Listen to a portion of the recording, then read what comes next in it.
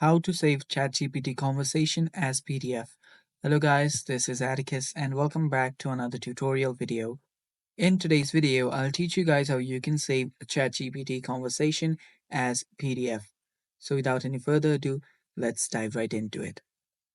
First step is open up your web browser and open up a ChatGPT. Make sure you're logged in into your account so your chats are saved.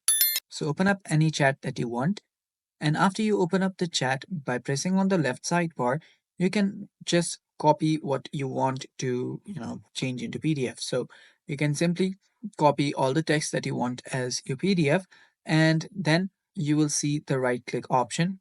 Simply right click on it, then tap on print. After you tap on print, okay, so this is not what I want, but I'll do this again. So tap on cancel, and you can do this again too if it does not give you the proper result. Tap on print, and there we go. So all you now have to do is tap on print, and after you tap on print, initially your PDF will get downloaded first.